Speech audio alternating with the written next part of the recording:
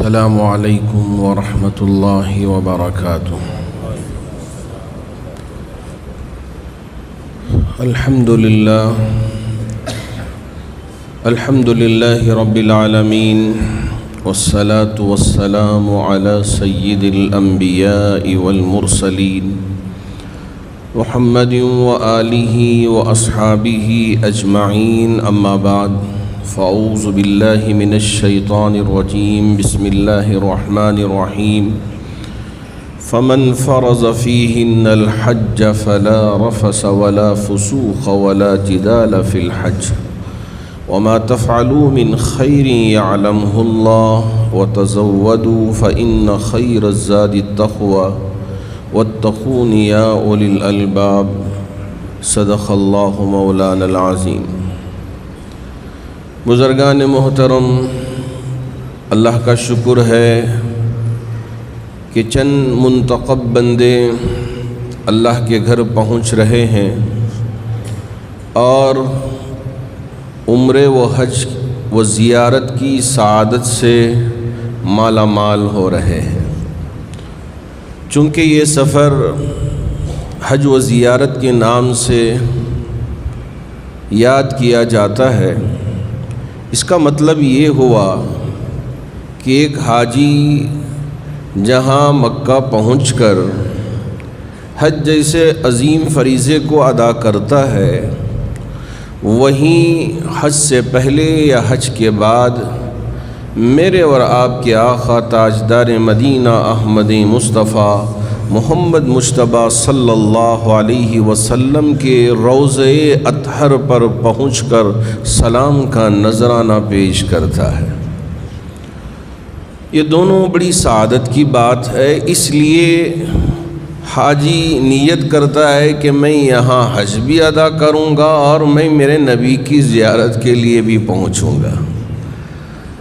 اللہ کرے کہ جتنے حاجی پہنچ رہے ہیں یا پہنچنے والے ہیں، سب کے سفر کو آسان کرے اور تمام عبادات کو قبول کر کے حج مبرور و حج مقبول کی سعادت سے مالا مال فرمائے۔ جو حاجی حج کو جاتے ہیں وہ احرام کی حالت میں میقات سے گزرتے ہیں، اور ہندوستان کے لیے جو میقات مقرر ہے وہ یلملم کی طرف سے ہے۔ اگر احرام کے بغیر داخل ہو جاتے ہیں تو ایسی صورت میں دم بھی لازم آ جاتا ہے۔ اس وجہ سے اس حصے سے پہلے حاجی نیت کر کے احرام کی حالت میں ہل میں، حرم میں اور مطاف میں داخل ہوتا ہے۔ حاجی اپنا سارا سامان جہاں رکھنا ہے وہاں رکھ کر پورے ادب و احترام کے ساتھ لبیک اللہم لبیک لبیک لا شریک لک لبیک ان الحمد والنعمت لک والملک ترانے کے ساتھ اللہ کے گھر کی طرف آگے بڑھتا ہے، حرم کی طرف آگے بڑھتا ہے۔ نظریں نیچی ہوتی ہیں، اس لیے کہ حدیث میں میرے نبی نے فرمایا کہ پہلی نظر کی جو دعا ہوگی وہ میرا رب قبول فرماتا ہے۔ اس لیے حاجی پورے ادب کے ساتھ اپنی نظریں نیچے جھکائے ہوئے چھوٹے چھوٹے قدم رکھ کر لبیک کا ترانہ پڑھتے ہوئے حرم میں داخل ہوتا ہے۔ اب نظریں نیچے، جیسے ہی کعبہ نظر آ گیا، حاجی ایک طرف رک کے اللہ کی بارگاہ میں دعا کرتا ہے، اپنے لیے بھی، اپنے گھر والوں کے لیے بھی، اپنے خاندان والوں کے لیے بھی اور امت محمدیہ کے لیے بھی دعا کرتا ہے۔ جو حاجی حج کے لیے جانے والے ہیں یا پہنچ گئے ہیں، اگر ان تک میری بات پہنچ جائے، میری ان سے گزارش ہے، چونکہ یہ اس وقت فتنوں کا دور ہے، ارتداد بہت زوروں سے آگے بڑھ رہا ہے، میرے نبی کی ذات اقدس پر بھی کیچڑ اچھالنے کی کوشش ہو رہی ہے، اور اللہ کے سلسلے میں غیر غلط باتیں کہی جا رہی ہیں۔ ایسے میں ہر ایک حاجی کے لیے ضروری ہے کہ جہاں اپنے لیے دعا کرے کہ مجھے صحت دے، مجھے اچھی زندگی دے، جہاں اپنی اولاد کے لیے دعا کرے کہ ان کی زندگی اچھی گزرے، جہاں اپنے رشتہ داروں کے لیے، خیش اقارب دوستوں کے لیے دعا کرے گا، وہیں امت کے ہر فرد کی ایمان کی حفاظت کے لیے دعا کرنا یہ وقت کا اہم ترین تقاضا ہے۔ کیا کہیں آپ سے، اس لیے کہ قسمیں دلائی جا رہی ہیں کہ ان کے ایمان کو کمزور اگر ہم کر دیں، ان کی بیٹیوں کے ایمان کا اگر سودا کر دیں، اگر ان کے بچوں کے ایمان کو اگر برباد کر دیں، ہم کامیاب ہو جائیں گے۔ ان کو کسی طرح کی کوئی اذیت پہنچانے کی ضرورت نہیں ہے، بس اتنا چھوٹا سا کام کر دیں۔ اس طرح کی قسمیں دلائی جا رہی ہیں اور معاہدے، عہد و پیمان ہو رہے ہیں۔ ایسے میں ہماری بھی ذمہ داری ہے کہ ایک طرف ہم دعا میں لگیں تو دوسری طرف عملی میدان میں ہم نکل کر اپنی بچیوں اور اپنے بچوں کے ایمان کی حفاظت کی فکر کریں۔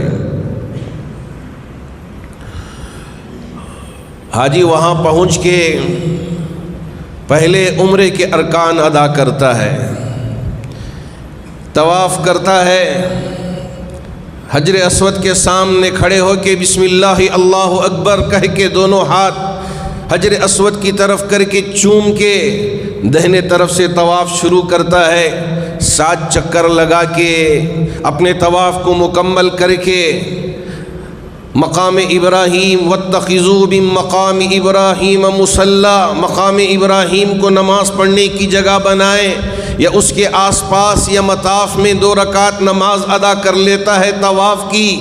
پھر فارغ ہو کے ماشاءاللہ جو زمزم کا پانی ہے، آب زمزم جسے ہم کہتے ہیں، اسے خوب سیراب ہو کے پیتا ہے، اپنے چہرے کو لگاتا ہے، اپنے سینے کو لگاتا ہے۔ اگر ہم جس نیت سے اس پانی کو پئیں گے، یقیناً ہمارے لیے اس میں کامیابی مل جائے گی۔ اگر کوئی بیماری ہے، نیت کر کے پیے آئے، میرے رب مجھے اس بیماری سے اس آپ کے ذریعے شفا عطا فرما، یقین مانیے انشاءاللہ اس میں ہمارے لیے شفا ملے گی۔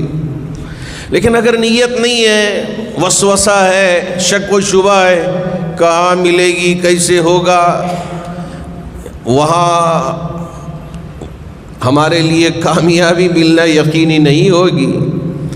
اس لیے اگر ہم زمزم کے اس پانی کو پیتے ہیں تو پوری محبت کے ساتھ، پورے یقین کے ساتھ، پورے خلوص کے ساتھ، کیونکہ اس میں میرے نبی کا لعاب مبارک بھی ملا ہوا ہے۔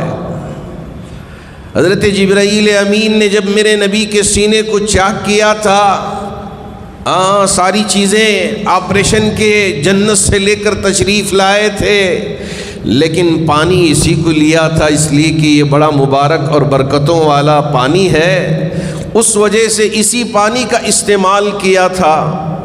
ہم اس پانی کو پورے یقین کے ساتھ استعمال کریں، اگر حاجی لا کر بھی دیتے ہیں تو پئیں۔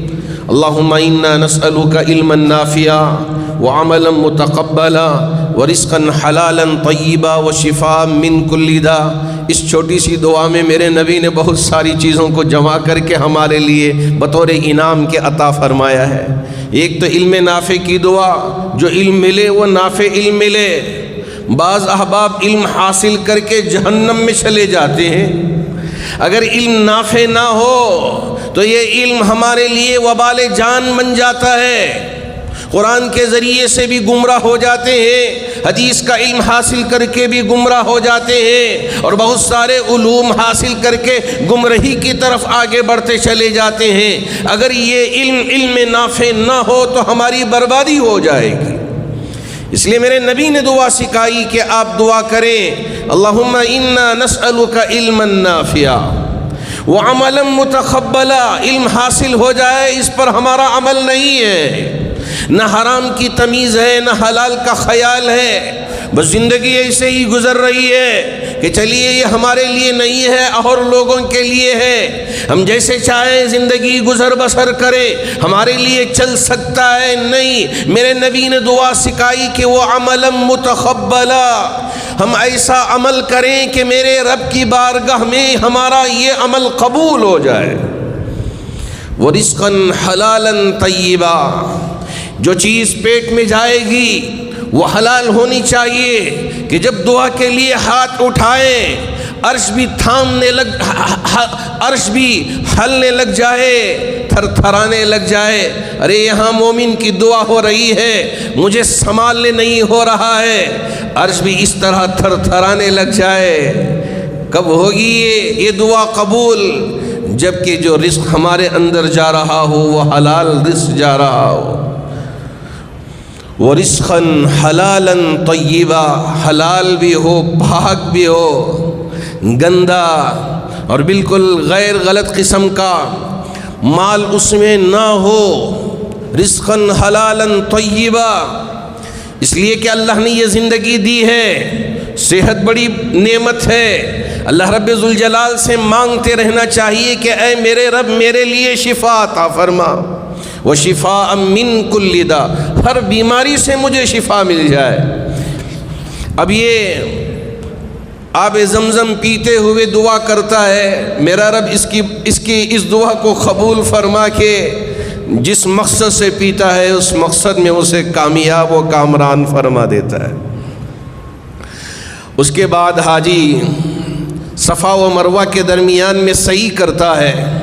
ان الصفا والمروة من شعائر اللہ فمن حج البیت او اعتمر فلا جناح علیہ ان یطوف بہما ومن تطوع خیرا فإن اللہ شاکر علیم۔ یہ صفا و مروہ یہاں حاجی میلین الاخضرین کے درمیان میں دوڑ لگاتا ہے اور یہ تصور اور یہ خیال اپنے دل میں لاتا ہے کہ یہاں اماں ہاجرہ نے دوڑ لگائی تھی، کیونکہ حضرت اسماعیل کعبے کے سامنے جہاں اس وقت زمزم کا جو کنواں ہے وہاں لیٹے ہوئے تھے، کوئی آبادی نہیں۔ بواد غیر ذی زرع عند بیتک المحرم، حضرت ابراہیم نے رب کے حکم سے وادی غیر ذی زرع کے پاس چھوڑ کر واپس چلے گئے تھے، پانی کا کوئی وہاں نام و نشان نہیں۔ ایسی جگہ حضرت ابراہیم نے حضرت ہاجرہ کو چھوڑ کر اللہ کے حکم سے واپس لوٹے تھے۔ حضرت اسماعیل نے ایڑی سے کھیا رگڑا، وہاں سے یہ زمزم آ گیا، اللہ نے اس کنویں کو عطا کیا۔ جب سے شروع ہوا اس وقت سے برابر اللہ پانی دے رہے ہیں، پانی پی رہے ہیں، لاکھوں کروڑوں اربوں لوگ اس پانی کا استعمال کر رہے ہیں۔ اللہ کا شکر ہے کہ میرا رب برابر، جبکہ وہ تو بنجر زمین ہے، وادی غیر ذی زرع ہے، باوجود اس کے میرا رب یہاں سے اتنا پاکیزہ پانی ہم امت کے لیے، انسانیت کے لیے عطا فرما رہے ہیں۔ یہ صفا و مروہ کے درمیان میں چکر لگاتا ہے حاجی اس احساس کے ساتھ کہ میرے رب نے حکم دیا ہے ان الصفا والمروہ من شعائر اللہ، یہ اللہ کے شعائر میں سے ہے۔ میرے نبی نے بھی چکر لگایا اور میلین الاخضرین کے درمیان میں ہاجرہ نے ذرا دوڑ لگائی تھی۔ مردوں کے لیے بتایا گیا کہ آپ ذرا دوڑیں، ایڑی کے بل چلیں اور یہ احساس کریں کہ ہاجرہ، عورتوں کو دوڑنے کی ضرورت نہیں ہے۔ 7 چکر ہونے کے بعد یہاں عمرے سے فارغ ہو جاتے ہیں بال کٹوا کے، پھر اس کے بعد ماشاءاللہ حج کے دن شروع ہونے تک احرام کے بغیر اپنے کپڑوں میں احرام کی پابندیوں سے آزاد ہو کر وہاں رہتے ہیں۔ تو اسی وجہ سے اللہ کے رسول علیہ السلام نے فرمایا یہ جو حج کی 3 قسمیں ہیں، حج افراد ہے، حج قران ہے، حج تمتع ہے۔ حج افراد میں دم شکر نہیں ہے، حج کے موقع پہ جو قربانی کی جاتی ہے وہ دم شکر ہے۔ کس بات کا شکر ہے کہ ایک ہی سفر میں میرے رب نے عمرہ بھی ادا کرنے کی سعادت عطا کر دی اور اس کے بعد حج بھی ادا کرنے کے لیے اللہ نے موقع فراہم کر دیا ایک ہی سفر میں۔ اب اگر مکے کے لوگ ہیں، اب وہ صرف حج افراد کر رہے ہیں، وہاں وہ عمرہ نہیں کریں گے، صرف حج کے دن میں احرام باندھ کر مینا چلے جائیں گے، عرفات پہنچیں گے، مزدلفہ، پھر طواف زیارت، حج کے ارکان سے فارغ ہو گئے، ان پر یہ دم شکر ہی نہیں ہے۔ البتہ اگر وہ مالدار ہیں تو قربانی ان پر واجب ہو جائے گی، صاحب نصاب ہو اور مقیم ہو تو ایسی صورت میں ان پر قربانی واجب ہوگی۔ بہت سارے ہمارے حاجی جو ہندوستان سے جاتے ہیں وہ پوچھتے ہیں حضرت ہم وہاں قربانی کر رہے ہیں تو پھر کیا ہمارے نام سے ایک اور قربانی دیں، کیا ضروری ہے؟ آپ اسے خود بھی سمجھیں اور ہمارے حجاج تک بھی یہ بات پہنچائیں کہ حج کے موقع پہ جو جانور ذبح کیا جاتا ہے وہ دم شکر ہے کہ آپ کو میرے رب نے حج قران کہ عمرہ ادا کیا، اسی احرام سے حج ادا کر لیا، یہ حج قران ہے۔ حج تمتع کہ عمرہ ادا کیا، احرام کھول دیا، پھر حج کے ایام آئے، پھر احرام باندھتے ہیں، تو یہ بیچ میں جو فائدہ احرام کے بغیر آزادی کا اٹھاتے ہیں تو اس لیے اس کو تمتع کہا جاتا ہے۔ تو اب یہ دونوں حج کی صورتوں میں دم شکر واجب ہو گیا۔ اب اگر صاحب نصاب ہے اور وہ مقیم ہے تو اس صورت میں اس پر قربانی واجب ہے۔ اب مکے کے اندر 15 دن یا اس سے زیادہ کا قیام ہے، ایسی صورت میں ایک تو دم شکر واجب ہو گئی اور دوسرا صاحب نصاب ہونے کی وجہ سے قربانی کرنا ہوگا۔ وہیں قربانی کر لے، ہو سکتا ہے 2 جانور ذبح کر لیا، ایک حج کے دم شکر کے طور پہ، ایک اپنے صاحب نصاب ہونے پر قربانی واجب ہونے کی صورت میں، یا یہ ہے کہ اپنے یہاں شہر میں جہاں وہ رہتے ہوں وہاں انہوں نے اپنے رشتہ داروں سے، اپنی اولاد سے کہہ دیا کہ بھائی میرے طرف سے ایک جانور ذبح کر دو، قربانی ادا ہو جائے گی۔ لیکن جو دم شکر ہے اس کے سلسلے میں فقہاء نے صاف لکھا ہے کہ یعنی مینا کی اس وادی میں، یا یہ ہے کہ حرم میں جہاں بھی موقع ملے اس جانور کو ذبح کرنا ہوگا۔ اب سوچنے لگے حاجی صاحب بھئی اتنے جانور یہاں ذبح کرتے ہیں، یہاں لوگ اتنے نہیں ہیں، اب یہاں گوشت ضائع ہو جائے گا، چلیے میں اپنے گاؤں میں، اس لیے کہ بڑے غریب رہتے ہیں، میں وہاں دم شکر کی قربانی کروا دیتا ہوں، اب کہاں یہاں سے؟ نا حضرات فقہاء نے لکھا ہے کہ دم شکر کی جو قربانی ہوگی وہ مینا میں، یہ جو مینا کی وادی ہے اس میں یا حرم کے حدود میں ذبح کرنا ہوگا، جب جا کر ہی یہ قربانی ادا ہوگی۔ اگر ہم نے ایسا نہیں کیا، سوچا کہ مدینۃ المنورہ ہے، مدینۃ طیبہ ہے، میری بڑی محبت عقیدت ہے، وہاں میرے دوست بھی رہتے ہیں، چلیے ان کو بول کر وہاں ذبح کروا دیتا ہوں، نا اس کی بھی اجازت نہیں ہے، یہیں رہنا ہوگا۔ یہی تو اسلام کی سب سے بڑی خوبصورتی ہے کہ ہم اللہ کے حکم کے تابع ہیں، میرا رب جس بات کا حکم دیتا ہے ہم اسے انجام دیتے ہیں۔ اب یہ حاجی یہاں ان تمام چیزوں سے فارغ ہو کے، احرام سے فارغ ہو کر 8 ذی الحجہ کو ایک نیا احرام باندھ کر پھر دوبارہ مینا کی طرف چلتا ہے۔ اب وہاں ظہر، عصر، مغرب، عشاء، فجر کی نماز ادا کر کے سورج کے طلوع ہونے کے بعد عرفات کی طرف رواں دواں ہوتا ہے۔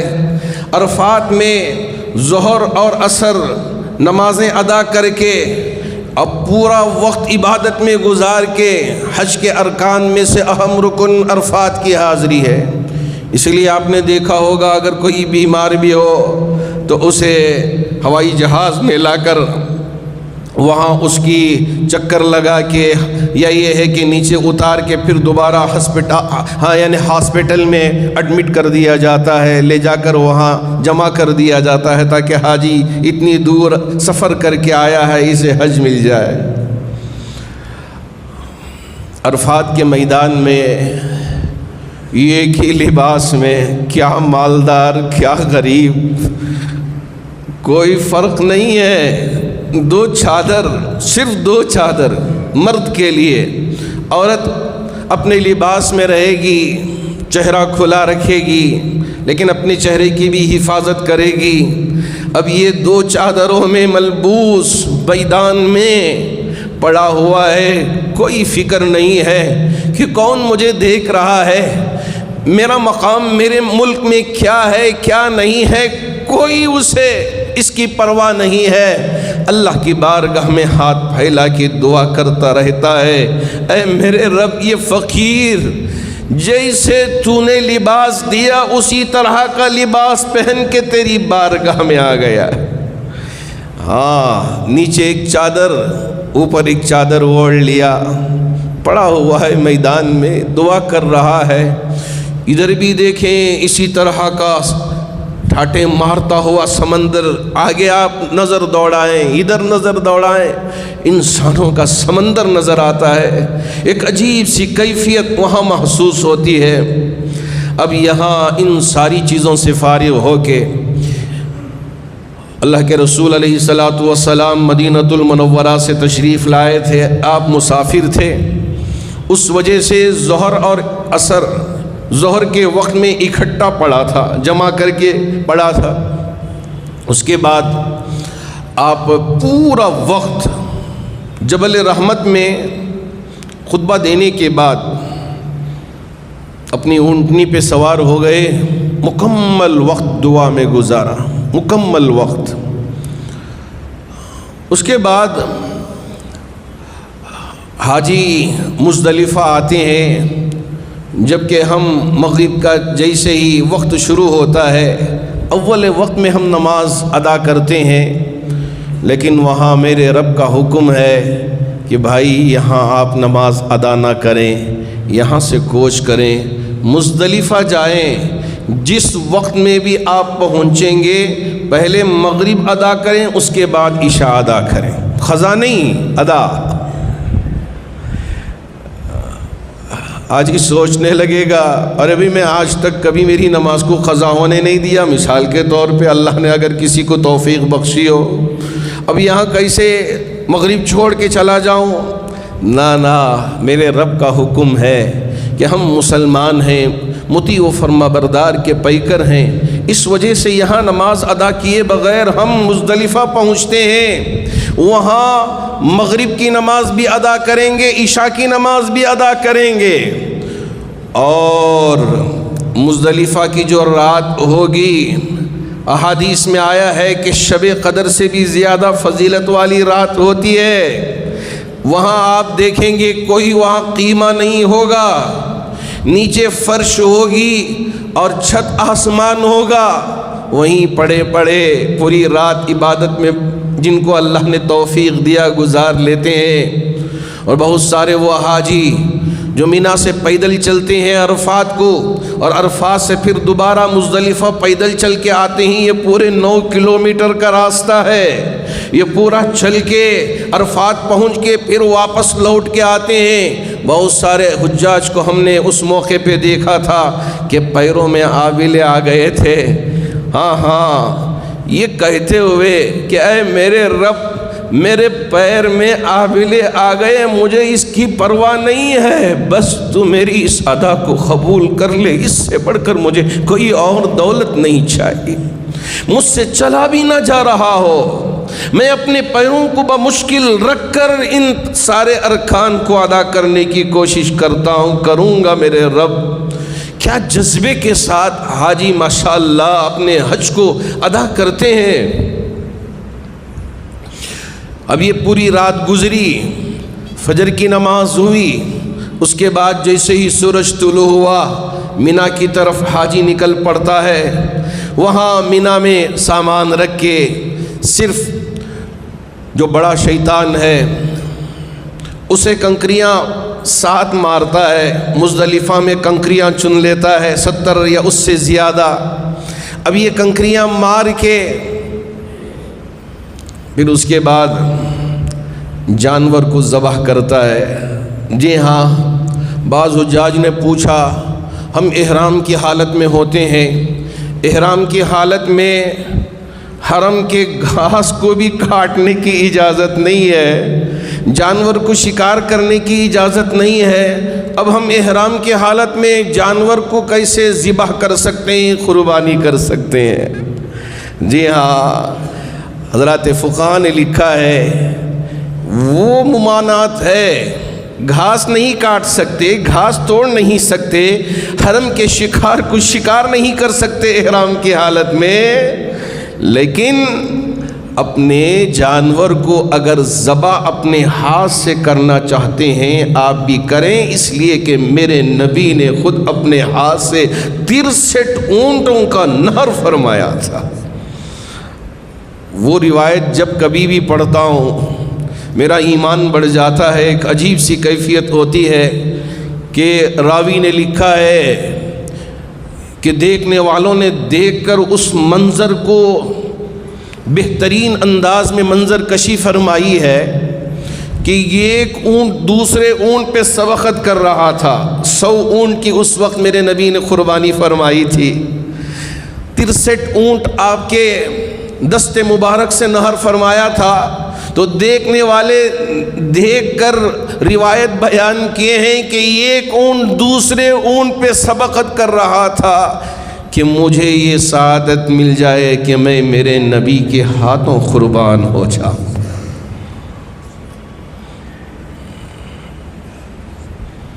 اس لیے اگر حاجی اپنے ہاتھ سے ذبح کرتا ہے نبی کی سنت پہ ادا کر کے کہ چلیے میں ہی پہنچتا ہوں، مجھے یاد آتے ہیں میرے استاذ حضرت سیف الدین صاحب رحمۃ اللہ علیہ، اس سے پہلے جب اللہ نے حج کی سعادت دی تو حضرت نے مجھ سے کہا مقصود عمران چلیے ہم خود اپنے ہاتھ سے منہ کے مذبح خانہ پہنچ کے ذبح کر کے آئے، بعد میں بال وغیرہ نکال کے طواف زیارت کے لیے جائے۔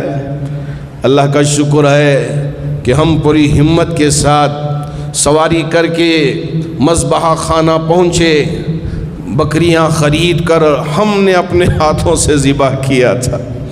حضرت بڑے جوش جذبے کے ساتھ کہ اللہ نے یہ سعادت دی ہے، بسم اللہ اللہ اکبر بول کے حضرت جو ذبح کیے آج وہ بھی دنیا سے رخصت ہو گئے، اپنے آخری آرام گاہ میں پہنچ گئے ہیں۔ اللہ حضرت کی خبر کو نور سے منور فرمائے، آپ کے درجات کو بلند فرمائے۔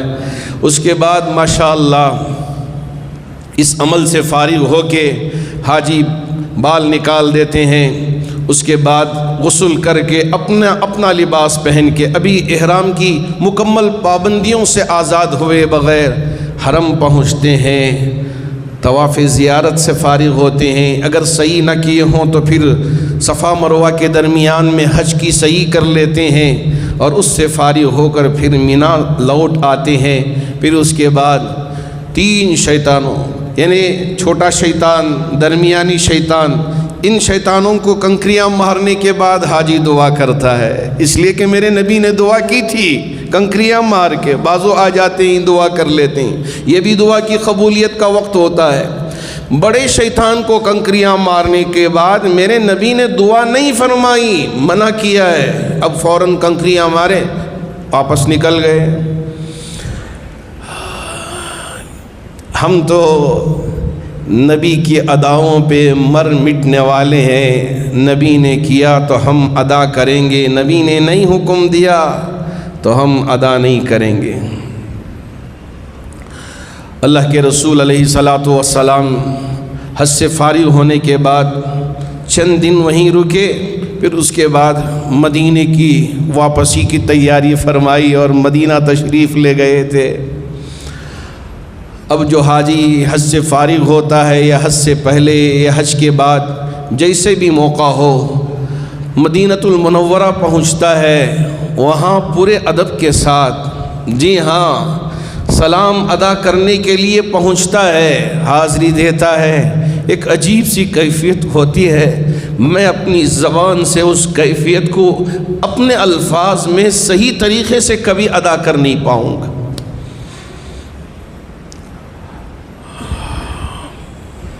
یا ایھا الذین آمنوا لا ترفعوا اصواتکم فوق صوت النبی ولا تجہروا له بالقول کجہر بعضکم لبعض ان تحبط اعمالکم وانتم لا تشعرون۔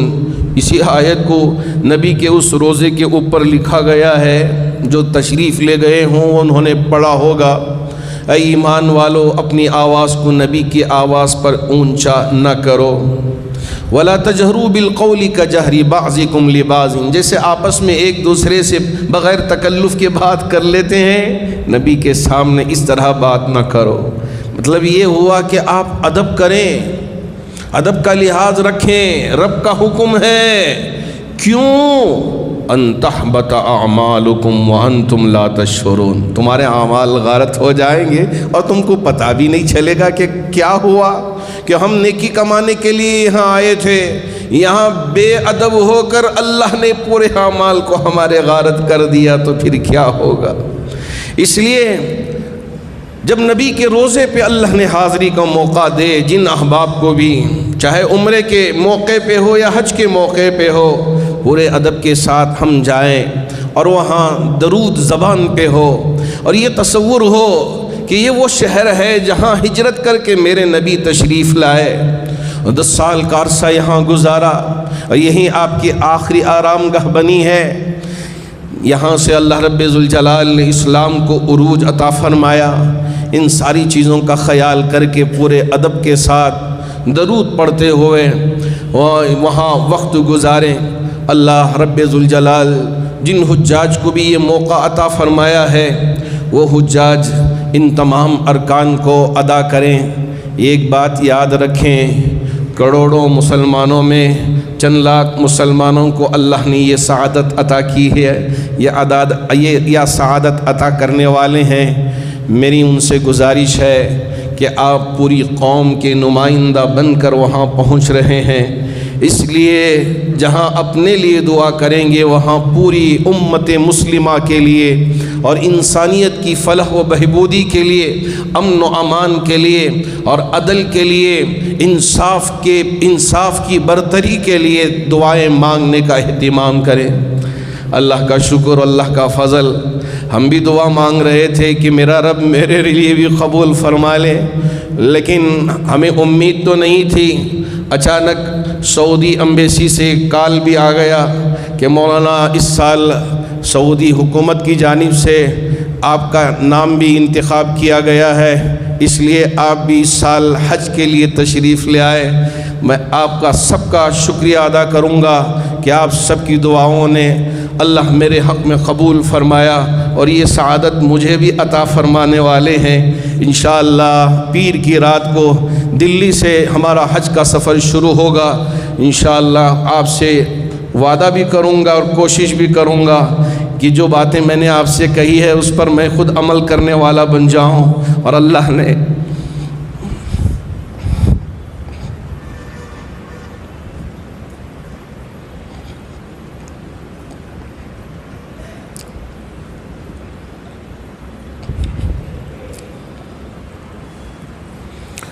یہ جو سعادت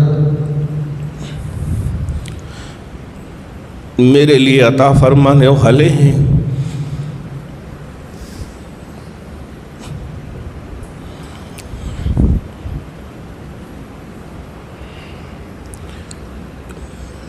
اس سعادت کے ملنے پر اس کا کروڑ شکر ادا کرتا ہوں۔ اللہ کرے کہ اللہ مجھے بھی اور جتنے حجاج پہنچ رہے ہیں، پہنچنے والے ہیں، سب کے لیے حج مبرور، حج مقبول عطا فرمائے، اور باادب ہو کر نبی کی بارگاہ میں پہنچنا نصیب فرمائے اور سلام کی سعادت پانا نصیب فرمائے۔ آپ بھی دعا کریں میرے لیے بھی اور جتنے حجاج پہنچنے والے ہیں سب کے لیے کہ ان کا سفر آسان ہو اور تمام ارکان صحیح طریقے سے ادا کرنے والے بنے۔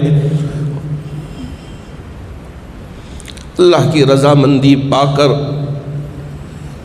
حج مبرور، حج مقبول کے ساتھ میرے نبی نے جو خوشخبری سنائی تھی، من حج للہ فلم یرفس ولم یفسق رجع کیوم ولدتہ امہ، کہ جس کسی نے ایسا حج کیا کہ جس میں رفث کی باتیں نہیں، جس میں فسق و فجور کی باتیں نہیں، جس میں گناہ کی باتیں نہیں، جس حج میں جھگڑا نہیں، رجع کیوم ولدتہ امہ، وہ حاجی اپنے حج سے ایسے لوٹتا ہے جیسے کہ آج ہی ماں کے پیٹ سے بغیر گناہ کے پیدا ہوا، اس پر ایک گناہ کا دھبا بھی نہیں۔ حاجی اسی طرح اپنے حج سے واپس لوٹتا ہے، جتنے گناہ سب اللہ معاف فرما دیتے ہیں۔ اللہ ہمیں بھی ایسا حج ادا کرنے والا بنا دے۔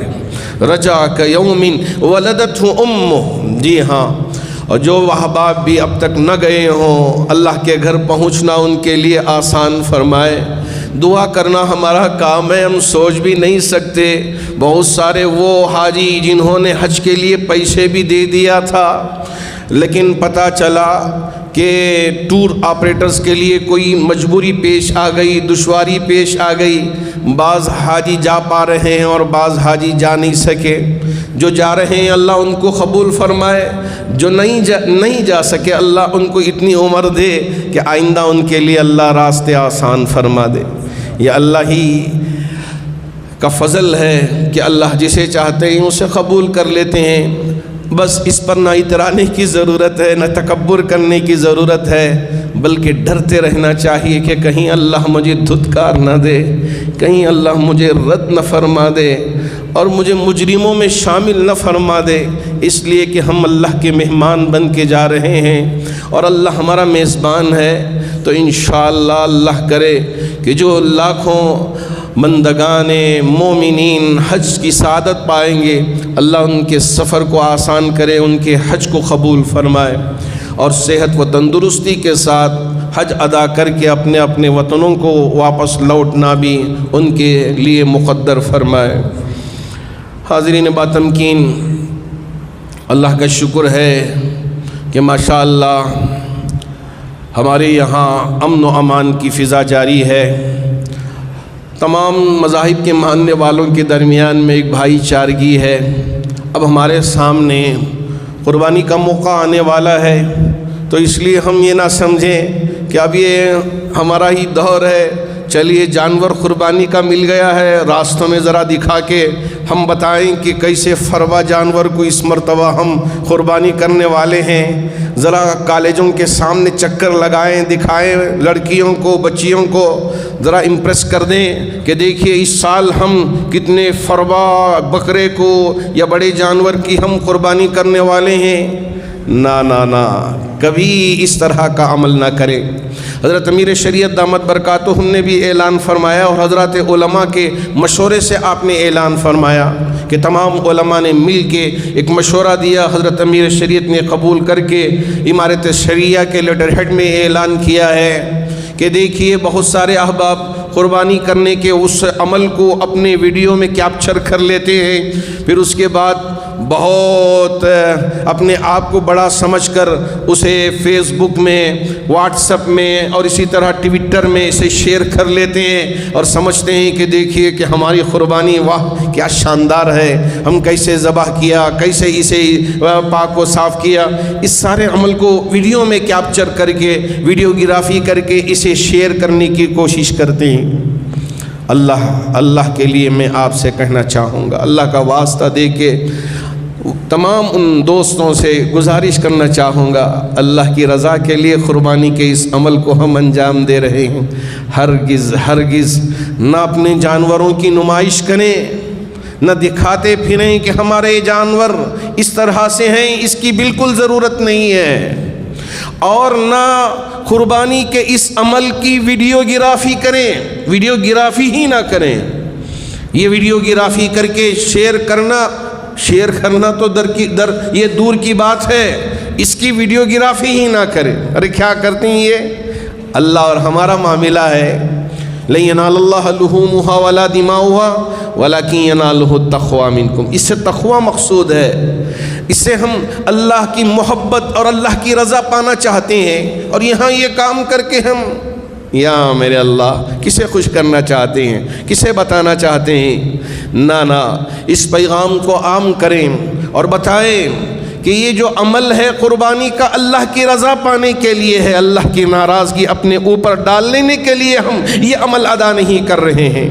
اس لیے ذرا چھپ چھپا کے فقہاء نے کیا لکھا ہے کہ ایک جانور کو آپ ذبح کر رہے ہوں تو دوسرے جانور کو اس کو سامنے کھڑا نہ کرے۔ کیوں لکھا ہے؟ کیوں میرے نبی نے منع فرمایا؟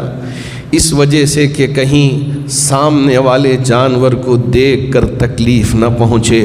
مسلمان تو یہ اخلاق رکھتا ہے کہ جانور کو بھی تکلیف دینا نہیں چاہتا۔ اس وجہ سے میری گزارش ہے کہ اس عمل کو اخلاص کے ساتھ، للہیت کے ساتھ ہم انجام دیں۔ بالکل راستوں میں گھمانا پھرانا مناسب نہیں ہے۔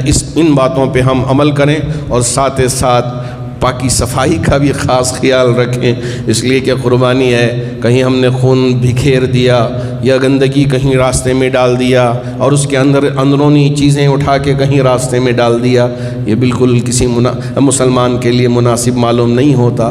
اس وجہ سے حتی المقدور اسے چھپا کر بالکل خاموشی کے ساتھ اللہ کی رضا پانے کے لیے اس عمل کو انجام دیں۔ اللہ ہماری تمام قربانیوں کو شرف قبولیت عطا فرمائے۔ اللہ کا شکر ہے کہ ماشاءاللہ بن مٹھیاں ہماری ان چادروں میں ڈال کے جاتے ہیں اس مقصد سے تاکہ اللہ ہمارے اس دینے کو قبول فرما لے، اور جو ہمارے اوپر مصیبتیں آنے والے ہوں یا آفات آنے والے، اللہ ان تمام مصیبتوں سے اللہ ہماری حفاظت فرما لے۔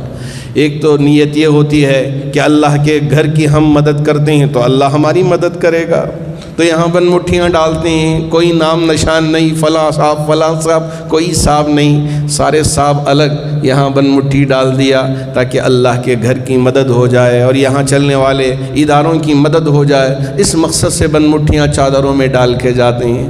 بہت خوش نصیب ہیں وہ احباب ان کو اللہ نے یہ موقع دیا۔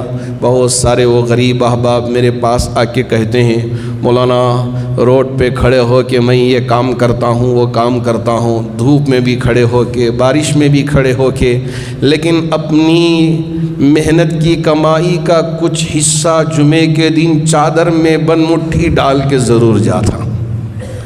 کیا محبت ہوتی ہے ہمارے ان احباب کی، ان کی محبت کو دیکھ کر مجھے بھی جذبہ پیدا ہو جاتا ہے، واہ ماشاءاللہ کیسے ہمارے بھائی ہیں، کس جذبے کے تحت میں یہ کام کرتے ہیں۔